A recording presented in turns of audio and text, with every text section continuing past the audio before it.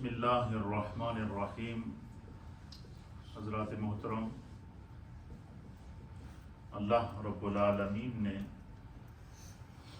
قرآن حکیم فرقان مجید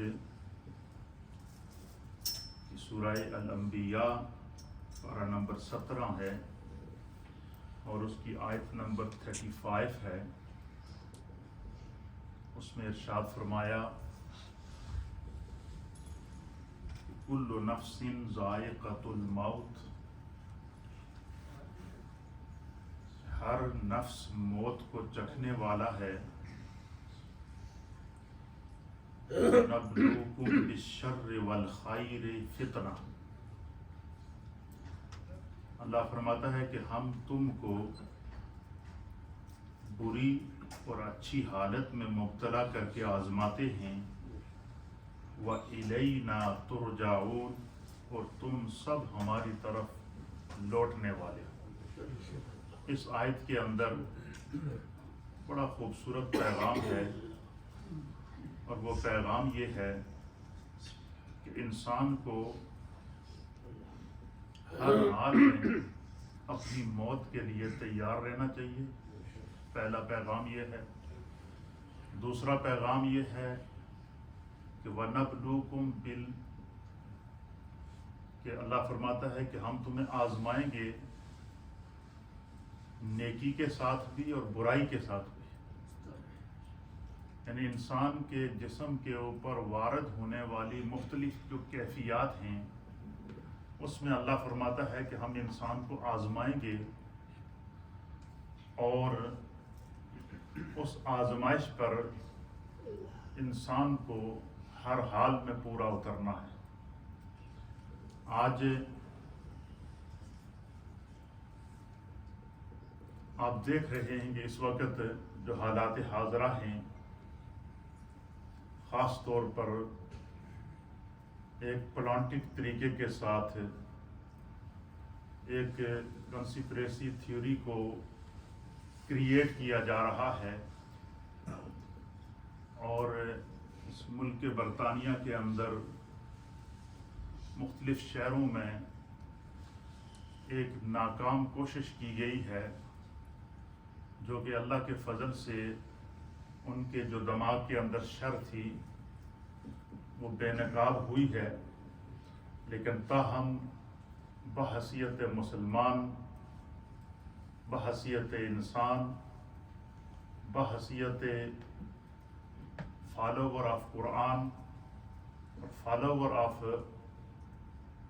اور بیلاوڈ پروفٹ صلی اللہ تعالیٰ علیہ وآلہ وسلم، ہمیں اپنی آنکھیں اور اپنے کانوں کو کھلا رکھنا ہے۔ میں اس کے حوالے سے چند تھوڑا سا نوجوانوں کو اور آپ سب حضرات کو بریف کروں گا کہ جب ایسی صورتحال پیدا ہو جائے تو ہم نے کیا کردار ادا کرنا ہے، ہم نے ایک دوسرے کی جو ذہن سازی ہے وہ کیسے کرنی ہے، اس چیز کو سمجھنے کی ضرورت ہے۔ سب سے پہلی بات تو یہ ہے کہ ساؤتھ پورٹ کے اندر جو ایک اسکول کے اندر معصوم بچیوں پر حملہ کیا گیا،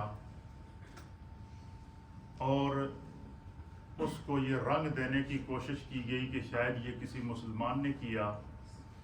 پہلی بات یہ ہے کہ خدا کا شکر ہے کہ وہ پہلی سازش میں ہی ناکام ہو گئے، کہ جس نے یہ واردات کی ہے، ایک تو اس کا انہوں نے نام نہیں بتایا کیونکہ وہ انڈر 17 ہے اور مسلمان نہیں ہے، اور اب اس پورے واقعے کو ایک یہ رنگ دے کر یہ تعصب پھیلانے کی کوشش کی گئی کچھ شر پسند عناصر جو ہر معاشرے کے اندر پائے جاتے ہیں، ہر مذہب کے اندر پائے جاتے ہیں، جو شر پسند عناصر ہیں، جن کو دہشت گرد کہتے ہیں یا جن کو ٹیررسٹ کہتے ہیں، یا جو ایسا مائنڈ سیٹ رکھتے ہیں کہ وہ اس سے فائدہ اٹھا کر فتنہ پپا کریں، فساد پپا کریں، خون ریزی ہو، ملک کے حالات خراب ہوں۔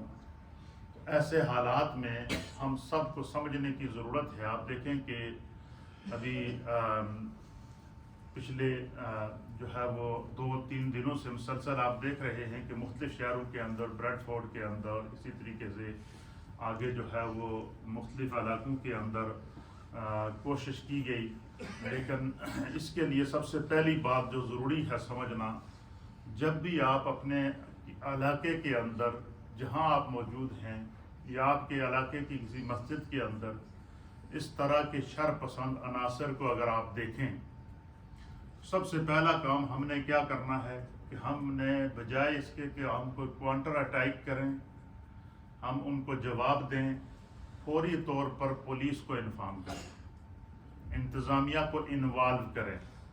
ایک بات. دوسری بات، آپ سب کے پاس موبائل فون موجود ہے، فار ایویڈنس اس کو فوری طور پر وہ جتنی بھی نیگیٹو ایکٹیویٹی ہے اس کو آپ اس کے اندر محفوظ کر لیں. ایک. دوسرا، کوئی کاؤنٹر اٹیک نہ کریں، کیونکہ وہ بہانہ تلاش کرتے ہیں کہ وہ اس قسم کے کوئی رائٹس ہوں اور ہنگامے ہوں اور پھر مسلمانوں کو بدنام کیا جائے. تو یہ ساری چیزیں اپنے سامنے رکھ کر ہمیں ان واقعات اور حالات کے اوپر نظر رکھنی پڑے گی. قرآن کریم فرقان مجید میں اللہ رب العالمین باقاعدہ انسان کو اس طرف جو ہے وہ متوجہ کرتا ہے کہ تم اپنے دشمن کی ہر سازش سے باخبر رہو اور حکمت کے ساتھ اس کا تدارک کرو، اس کا مقابلہ کرو. یہ اس قسم کے کچھ شر پسند عناصر ہیں جو ملک کا امن خراب کرنا چاہتے ہیں. سب سے پہلے تو ہم ساؤتھ پورٹ کے اندر ہونے والے ان معصوم بچیوں کے رحیمانہ قتل کی مذمت کرتے ہیں، اور وہ تمام متاثرہ خاندانوں کے ساتھ ہم کھڑے ہیں، کھڑے رہیں گے. کل بھی ہمارے علماء کا ایک وقت جہاں سے ساؤتھ پورٹ گیا اور وہاں پر اس جگہ پہ ان متاثرین جو بچوں کے متاثرین ہیں، ان والدین ہیں، ان سے اظہار تعزیت کیا گیا اور پریس ریلیز بھی جاری کی گئی، تاکہ یہ ہم سب کی ذمہ داری ہے کہ ہم اپنی کمیونٹی کو باخبر رکھیں.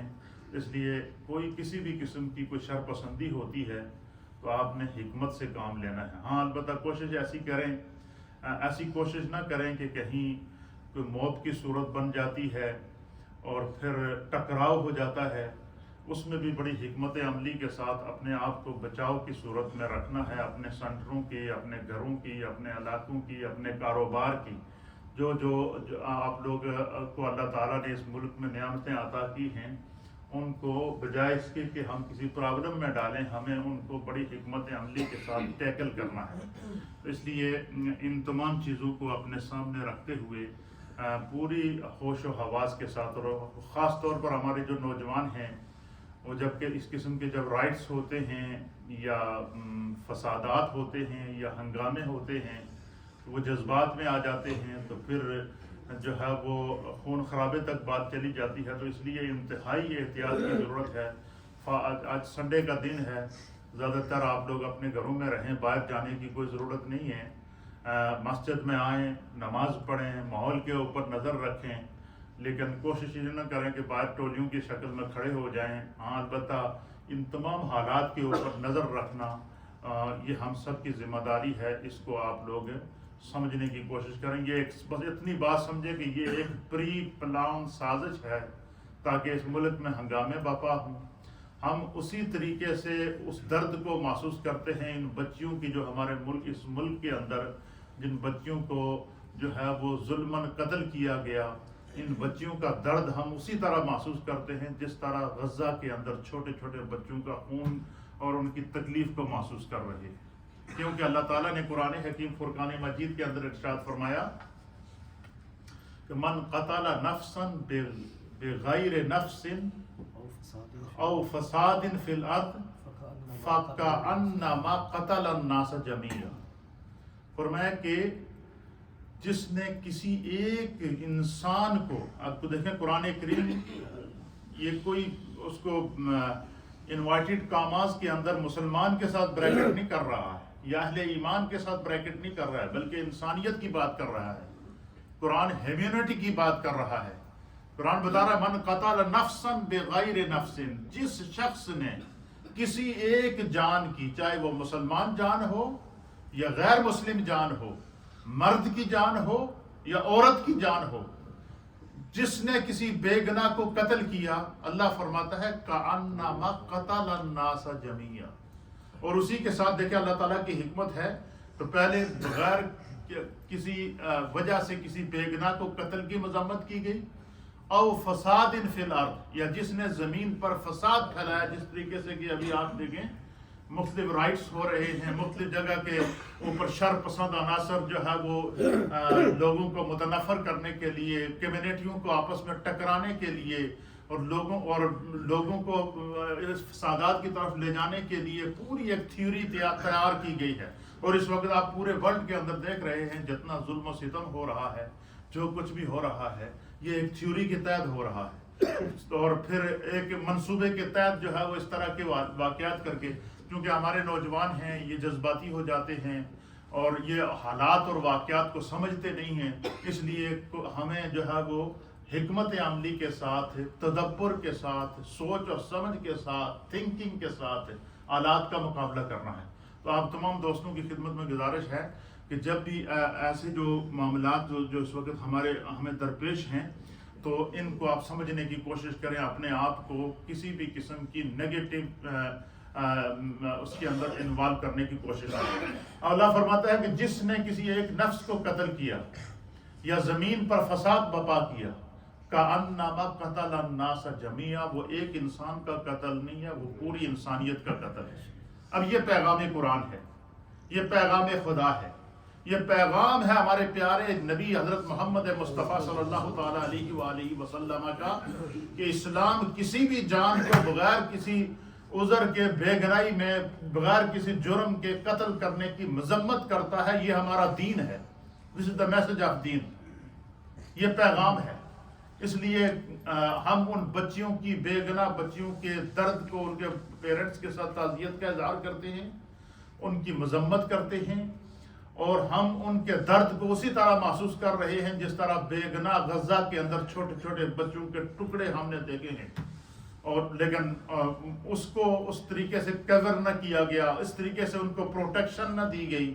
اس لیے یہ ساری اس طرح کی تھیوریاں بنا کر جو ہے وہ اس ملک کے امن کو خراب کرنے کی بہت بڑی سازش کی جا رہی ہے. اس لیے آپ تمام نوجوانوں نے، بالخصوص جتنے ہمارے یہاں احباب موجود ہیں، میں اپنی کمیونٹی سے مخاطب ہوں، جو ہماری اوپر مائیں بہنیں بیٹھی ہیں، وہ باقاعدہ انہوں نے پلان بنائے ہوئے ہیں کہ مثلا کسی لیڈیز کو انہوں نے نقاب کی حالت میں دیکھ لیا، یا کسی ایسی حالات دیکھ لیا کہ دیکھنے میں اس کی حیت مسلمان ہے، تو وہ شرارت کے بہانے کسی بھی طرح سے کوئی نہ کوئی شرارت کر سکتے ہیں.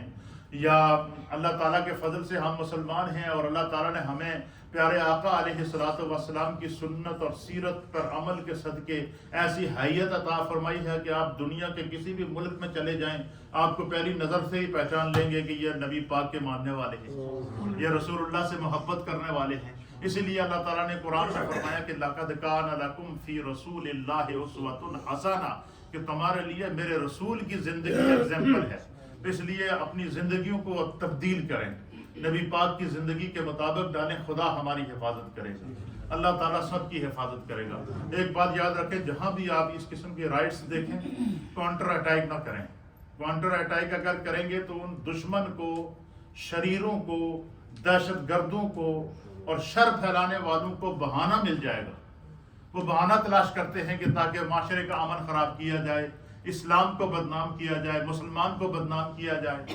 اس طریقے سے ان تمام چیزوں کے کہیں بھی آپ اس طرح کی ایکٹیویٹی دیکھتے ہیں تو فوری طور پر سب سے پہلے پولیس کو انفارم کریں، اور پھر اپنے پاس جو آپ کا موبائل ہے اس ایویڈنس کو اپنے پاس محفوظ رکھیں. اور اللہ تعالی ہمیں جو ہے وہ ان فتنوں سے نبرد آزما ہونے کی توفیق عطا فرمائے. انتہا درجے کی احتیاط کرنی ہے، غیر ضروری طور پر باہر نہ جائیں.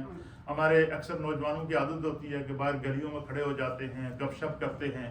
یہ نارمل حالات میں تو ٹھیک ہے، لیکن جب اس طرح کے ٹینشن والے حالات ہوں تو اس میں اپنے آپ کو بچا کے رکھیں.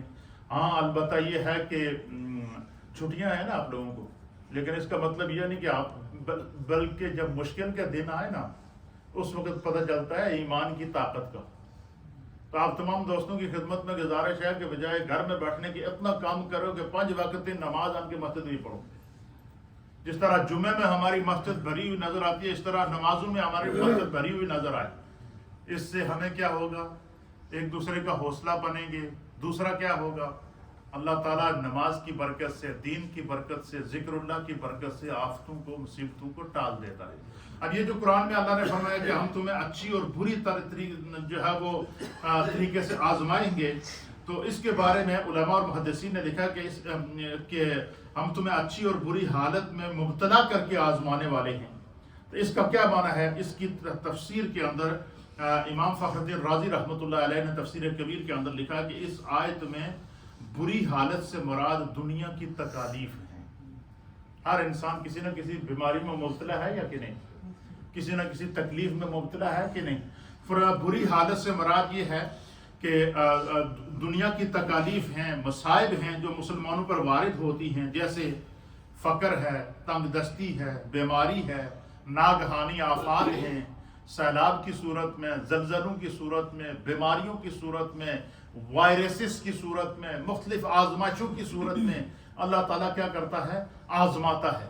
تو فرمایا کہ اس آیت میں اللہ تعالیٰ فرماتا ہے کہ اگر تمہیں کوئی بیماری مل جائے تو وہ بھی خدا کی طرف سے آزمائش ہے، لیکن جتنی دنیا کی تکلیف زیادہ ہوگی، آزمائش زیادہ ہوگی، اتنا خدا کی طرف سے اجر زیادہ ہے. یہ بات ذہن میں رکھیے گا. نبی پاک نے فرمایا کہ اگر کسی کو بخار ہو جائے یا کسی کو کوئی بیماری لگ جائے یا کسی کو کوئی تکلیف ہو جائے تو وہ یہ بات ذہن میں ضرور رکھے کہ خدا نے اس پر رحمت کے دروازے کھول دیے ہیں. اللہ چاہتا ہے کہ میرے اس بندے کا دنیا میں تھی گناہ معاف ہو جائے. خدا چاہتا بیماری کی صورت میں، آزمائش کی صورت میں، تکلیف کی صورت میں اگر انسان صبر کا مظاہرہ کرے اور اپنے رب کی یاد اور تسبیح سے غافل نہ ہو تو فرمایا کہ پھر کیا ہوتا ہے؟ فرمایا کہ پھر اللہ تعالیٰ اس کو دگنا اجر عطا فرماتا ہے. پھر اسی طریقے سے فرمایا کہ ہم تمہیں جو ہے وہ اچھائی کے ساتھ بھی آزمائیں گے. اور اچھائی کے ساتھ کیسے آزمائیں گے؟ فرمایا کہ اچھائی کے ساتھ آزمانے کا مطلب یہ ہے کہ اللہ تعالیٰ انسان کی زندگی کے اندر بعض دفعہ ایسے دن لے آتا ہے کہ بڑی خوشحالی کے دن ہوتے ہیں، کاروبار ہوتا ہے، شادی ہوتی ہے، اولاد ہوتی ہے، بہن بھائی ہوتے ہیں، فیملی ہوتی ہے، اپنا گھر ہوتا ہے، اپنی گاڑی ہوتی ہے، اپنی سواری ہوتی ہے. یعنی دنیا میں انسان کو زندہ رہنے کے لیے جن چیزوں کی ضرورت ہوتی ہے اللہ ان کو وہ سب عطا فرما دیتا ہے. لیکن بظاہر تو انسان سمجھتا ہے میں بہت بڑا خوشحال ہوں، میرا کاروبار چل رہا ہے، میری اولاد ہے اور میرے اوپر کوئی پریشانی نہیں ہے. لیکن اللہ فرماتا ہے کہ یہ بھی پریشانی ہے. اللہ یہ دیکھتا ہے کہ جدو میں نے اپنی نعمتوں سے اس کو نوازا ہے تو کیا یہ ایسے حال میں کہیں فرض نوازے تو نہیں بھول گیا؟ کیا ان خوشحالی کے دنوں کے اندر کہیں اپنے رب کی یاد سے غافل تو نہیں ہو گیا؟ ان پریشانی اور پشیمانی کے دنوں کے اندر کہیں یہ اپنے رب کو بھول تو نہیں گیا؟ ان خوشحالی اور کاروبار، اقتدار اور اختیار کے دنوں کے اندر اس انسان نے کہیں ایسا تو نہیں کیا کہ یہ اپنے جو ہے وہ اپنے دین سے غافل ہو گیا اور حقوق اور فرائض سے غافل ہو گیا، اپنی ذمہ داریوں سے غافل ہو گیا؟ فرمایا اگر ایسا نہیں ہے تو انسان جو ہے، قرآن کریم میں اللہ فرماتا ہے کہ وہ کیسے آیا تھا؟ رجال لا تلہیہم تجارت ولا بیع عن ذکر اللہ، رجال لا تلہیہم تجارت. کچھ اللہ فرماتا ہے اللہ دے کچھ بندے ایسے بھی ہیں خدا تعالیٰ نے انہوں نے جی بھر کے کاروبار دیتا ہے. انہوں نے فیکٹریاں چل رہی ہیں، انہوں نے آگے نوکر چاکر ہیں، انہوں نے بینک بیلنس موجود ہیں، لیکن اللہ فرماتا ہے کہ وہ بندے اتنے پیارے ہیں کہ ایسے حال میں بھی ان کا دل ایک لمحے کے لیے بھی خدا کی یاد سے غافل نہیں ہوتا. وہ کاروبار کے دوران بھی اللہ کا ذکر کر رہے ہوتے ہیں، وہ اقتدار کے دوران بھی خدا کا ذکر کر رہے ہوتے ہیں، وہ اختیار کے دوران بھی خدا کا ذکر کر رہے ہوتے ہیں، وہ دنیاوی نعمتوں کی فراوانی کے دوران بھی اپنے رب کی یاد سے غافل نہیں ہوتے. اللہ تعالیٰ ان لوگوں کے بھی ایگزامپل پیش کرتا ہے. اس لیے میرے دوستو ہم نے ہر حال میں اپنے خدا سے اپنے تعلق کو قائم رکھنا ہے، اپنے رب سے اپنے تعلق کو قائم رکھنا ہے، اپنے رسول سے اپنی محبت اور اطاعت کے تعلق کو قائم رکھنا ہے. جب اگر آپ ایسی زندگی گزاریں گے تو دنیا میں بڑے سے بڑے طوفان کیوں نہ آ جائیں، بڑے سے بڑے رائٹس کیوں نہ ہو جائیں، بڑے سے بڑے ہنگامے اور فسادات کیوں نہ ہو جائیں، وہ ہمارا کچھ نہیں بگاڑ سکتے، کیونکہ ہمارا دین دین رحمت ہے۔ اسی لیے فرمایا کہ جب تم کسی مسلمان کو جانتے ہو یا نہیں جانتے ہو، حضور نے فرمایا کہ جب تمہارا کسی کے سامنے ہو تو مسلمان کا فرسٹ امپریشن کیا ہونا چاہیے؟ السلام علیکم ورحمۃ اللہ تعالی وبرکاتہ۔ اس کا معنی کیا ہے کہ بندہ سب سے پہلے جب آپ سامنے والے پہ نظر پڑتی ہے نا، وہ اس کو پیغام دیتا ہے کہ میری طرف سے تمہوں سلامتی دا پیغام ہے، محبت دا پیغام ہے، رحمت دا پیغام ہے، میں تجھے تمہاری جان کی امان دیتا ہوں اور پیغام محبت دیتا ہوں۔ جب پہلا پیغام ہی پیغام محبت ہو تو وہاں نفرت کیسے آ سکتی ہے؟ اس کا مطلب ہے کہ اگر نفرت آتی ہے تو ہماری نیگیٹو سوچ کی وجہ سے آتی ہے، ہماری نیگیٹو سوسائٹی کی وجہ سے آتی ہے، ہمارے نیگیٹو ماحول کی وجہ سے آتی ہے۔ اس لیے اپنے گھروں کے اندر، اپنی سوسائٹی کے اندر، اپنی مساجد کے اندر، جب بھی آپ کو یہاں کسی مجلس کے اندر بلایا جائے نا، اگر ٹائم ہو تو اس میں ضرور بیٹھا کریں، کوئی نہ کوئی بات سیکھنے کو مل جاتی ہے۔ آج مجھے بتائیں کہ کتنی باتیں میں نے آپ کو قرآن اور سب قرآن پاک کی آیات سے بتائی ہے نا، سب نبی پاک کی احادیث سے بتائی ہے نا، اور یہ سارا کا سارا اسلام ہے، یہ سارے کا سارا دین ہے، اور یہ سارے کی سارے پیارے آقا علیہ الصلوۃ والسلام کی سیرت اور سنت ہے۔ اس لیے میرے دوستو اس ماحول سے باخبر رہیں۔ یہ چھوٹی بچی جو فوت ہوئی ہے، ان کے والدین کے لیے یہ زندگی میں بھی بڑی آزمائش رہی، بہت بیمار رہی، لیکن وہ انہوں نے اس کی خدمت کی ہے، جب تک وہ حیات رہی اس کا علاج کرتے رہے، اس کی نگہداشت کرتے رہے، اس کی تکلیف کو اپنی تکلیف سمجھتے رہے۔ اب ان کا انعام کا وقت ہے۔ انعام کا وقت کیا ہے؟ نبی پاک نے فرمایا کہ اگر قیامت کے دن والدین پر جہنم واجب ہو جائے، جن کے چھوٹے بچے پہلے چلے جاتے ہیں، وہ اپنے ماں باپ کو پلو سے کھینچ کر جنت میں لے کے جاتے ہیں، وہ شفاعت کا ذریعہ بنتے ہیں، وہ نیکیوں کا ذریعہ بنتے ہیں۔ پھر اسی طریقے سے اللہ کے حبیب علیہ الصلوۃ والسلام نے فرمایا، حضور نے فرمایا کہ جس نے اپنی ایک بچی کی پرورش کی، پھر فرمایا جس نے اپنی 2 بچیوں کی پرورش کی، پھر دوسری حدیث میں فرمایا کہ جس نے اپنی 3 بچیوں کی پرورش کی، حضور نے فرمایا کہ ان کو پڑھایا، ان کی پرورش کی، ان کی تکالیف کو، ان کے دکھ کو، ان کی ضرورتوں کو پورا کیا، پھر ان کو تعلیم دی، تعلیم دینے کے بعد ان کی اچھی تربیت کی، تربیت کرنے کے بعد جب وہ بچیاں جوان ہو گئیں تو ان کا نکاح کر کے ان کو رخصت کیا اپنے ہاتھوں سے۔ نبی علیہ السلام نے فرمایا کہ بندے کی، ماں باپ کی یہ محنت اللہ کو اتنی پسند ہے، اتنی پسند ہے، اتنی پسند ہے۔ حضور نے اس طرح 2 انگلیاں کھڑی کر کے اشارہ کیا، اس طریقے سے دونوں انگلیوں کو ملایا۔ حضور نے فرمایا کہ جس طرح یہ میری 2 انگلیاں آپس میں ملی ہوئی ہیں، فرمایا جو شخص اپنے بچوں کی اچھی تربیت کر کے، ان کو دین کی تعلیم دے کے، ان کی شادی کرا کے، ان کو اچھا انسان بنا کے معاشرے کے اندر چھوڑتا ہے، تو حضور نے فرمایا جنت میں وہ والدین میرے ساتھ اس طرح ہوں گے جس طرح یہ 2 انگلیاں آپس میں ملی ہوئی۔ یہ اسلام کا پیغام ہے، یہ رحمت کا پیغام ہے۔ اس لیے جو بچے اور بچیاں، میں آپ نوجوانوں سے، ان بچیوں سے مخاطب ہوں کہ تھوڑے سے آپ بڑے ہوتے ہیں تو آپ سب سے پہلے ٹارگٹ اپنے ماں باپ کو کرتے ہیں۔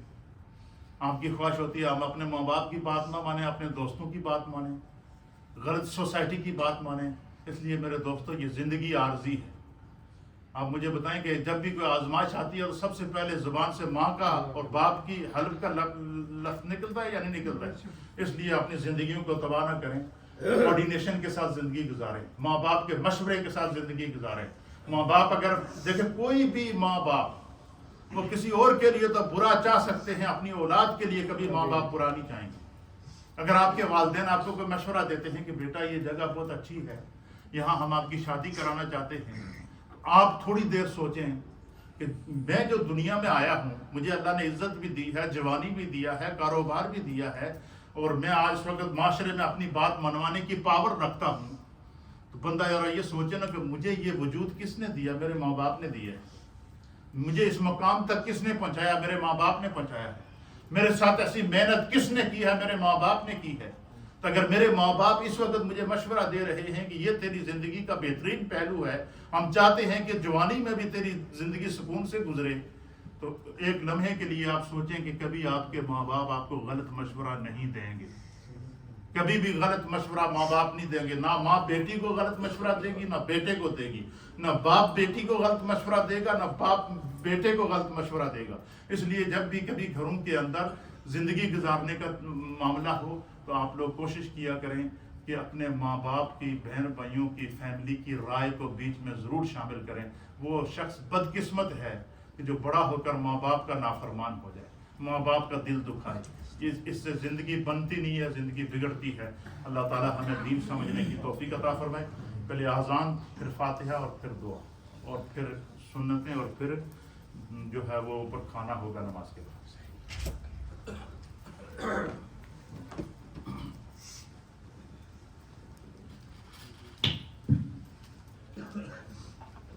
اللہ